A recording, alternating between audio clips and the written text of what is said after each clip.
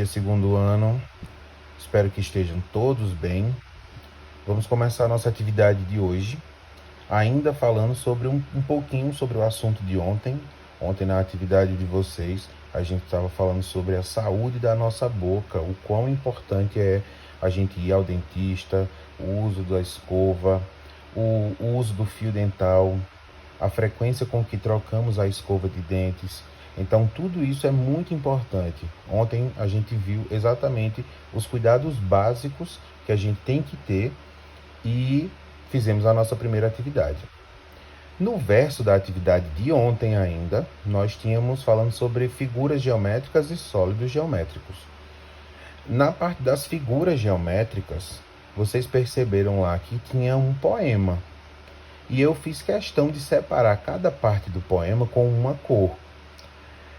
Essas cores não era só porque cada parte ali do poema estava falando de uma figura geométrica, não. Eu fiz aquilo para separar as estrofes do poema. Mas, professor, o que são estrofes? Vamos conversar sobre isso na atividade de hoje. Na atividade de hoje, vocês vão se deparar com um poema também, chamado Meus Dentinhos, que foi escrito por Gi Barbosa. Esse, mais uma vez, tio Daniel separou por cores, dentro de retângulos, um azul, um amarelo, um verde, um vermelho e um preto. Então, tem 5 retângulos aí, e esses 5 retângulos dentro dele tem quatro linhas. Os poemas, eles são divididos, antes de falar em divisão dos poemas, a gente vai entender o seguinte: para ser um poema tem que ter rimas. Então, palavras que têm o final igual, elas vão rimar. Por exemplo, fogão, chão, mão, não, pão. Todas essas palavras rimam, porque no final das palavras, elas são escritas de forma igual. Todas terminam em ão. Mas só tem palavras que rimam assim? Não, a gente pode fazer rima com diversas palavras. E no poema, então, a gente já aprendeu uma característica. Para ser um poema tem que ter o quê? Rimas. O poema ele é dividido em 2 coisas bem básicas. Ele vai aparecer os versos e vai aparecer nele também as estrofes.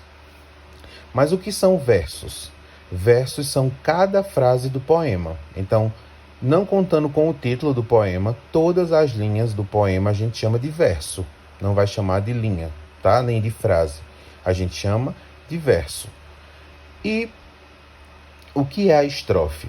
A estrofe é um conjunto de versos de um poema.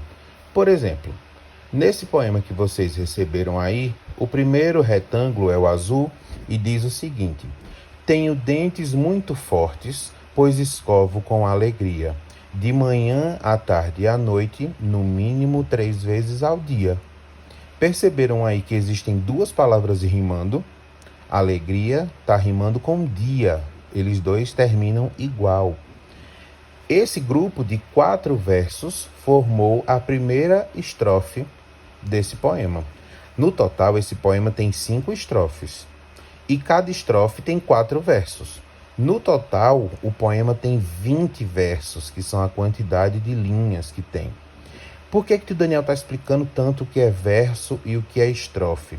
Porque a primeira questão, depois da leitura, é exatamente saber quantos versos tem esse poema que você leu. Então, se eu quero saber quantos versos tem, eu vou contar quantas linhas tem o poema.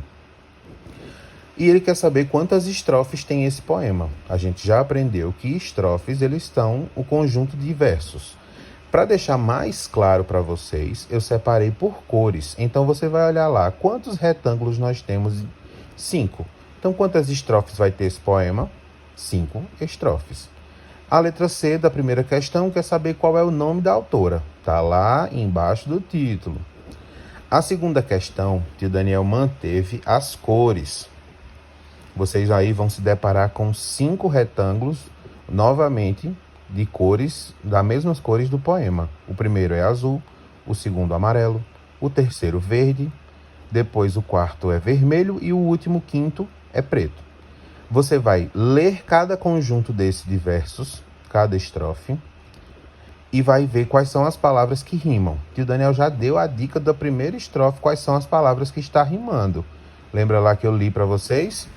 Então, as palavras que estão rimando na primeira estrofe é alegria rimando com dia. Então você vai escrever no primeiro retângulo azul as duas palavras que estão rimando. Depois de anotar, aí você vai ler a estrofe amarela para poder dar sequência nas outras rimas, ok? Depois vai ser a sua vez de brincar de rimar. Tem aí duas colunas de palavras. De um lado, nós temos... Deixa o tio Daniel contar aqui. São 7 palavras de um lado, 7 palavras do outro. Você vai ler a primeira palavra e vai procurar do outro lado qual é a palavra que vai rimar com ela. Então, você vai ligar uma com a outra, correto? Depois que você ligar, você vai anotar ao lado quais são os pares de rimas. Por exemplo, a primeira palavra da primeira coluna é fogão. Do outro lado, a palavra tem que terminar igual com ela. Então, quando você identificar qual é a palavra que está rimando com fogão, você vai anotar lá em cima, botando fogão e, já tem aí a letra E, na verdade, e o espaço para você colocar outra palavra que está rimando. Combinado? Então, essa vai ser uma atividade que a gente vai trabalhar sobre poemas. Reforçando mais uma vez, verso são todas as frases do poema e estrofe é o conjunto de versos de um poema. A segunda atividade de hoje está no verso dessa atividade e ela está falando sobre meios de comunicação. Os meios de comunicação são uma ferramenta importantíssima que a gente desenvolveu ao longo do tempo exatamente para estreitar e facilitar a comunicação entre as pessoas. Você já imaginou, por exemplo, na situação atual que a gente está vivendo, como era que seria para a gente ter aula se não tivesse os telefones, os computadores e a internet à nossa disposição? Seria praticamente impossível. Se você parar para perguntar à sua mãe como era que ela se comunicava com um amigo que morasse longe ou com uma amiga que morasse longe em outra cidade, por exemplo, ela enviava carta pelos correios. Hoje em dia quase ninguém manda carta. Por quê? Porque a gente tem a ferramenta ali do celular, os aplicativos de comunicação, como é o caso do WhatsApp, por exemplo, onde eu posso mandar uma mensagem, eu posso mandar um áudio, eu posso ligar em chamada de vídeo. Então a gente hoje tem uma facilidade muito grande com a quantidade de meios de comunicação. Mas os meios de comunicação, a gente não pode ficar refém dele. Eu, por exemplo, minha infância foi toda brincando com os meus colegas na rua. Hoje em dia as crianças preferem estar brincando nos videogames ou brincando nos celulares. Tudo mais tecnológico. Eu sei que a situação atual não permite que a gente esteja na rua brincando com os nossos amigos, mas eu garanto a vocês que é muito mais interessante. Então vamos lá. A atividade, ela está dividida aí em 5 questões, 6 questões. A primeira questão, nós temos um conjunto de sílabas que vai do 1 até o 10 e você vai juntar ali os números. Por exemplo, a primeira palavra você vai juntar a sílaba do número 1, do número 7, do número 4 e do número 10. E aí você vai descobrir o nome de algum meio de comunicação. Escreve ao lado. Embaixo, aí eu quero saber de vocês. São perguntas que vocês é quem vão me responder. Cada um vai ter uma resposta diferente. Você vai escrever ali embaixo quais outros meios de comunicação você conhece que não está na primeira questão. Então você pode colocar qualquer coisa. Tudo que serve para a gente trocar informação e conhecimento e conversar com alguma outra pessoa é um meio de comunicação. Os meios de comunicação, eles surgiram exatamente dessa necessidade de comunicar-se e de se informar, ok?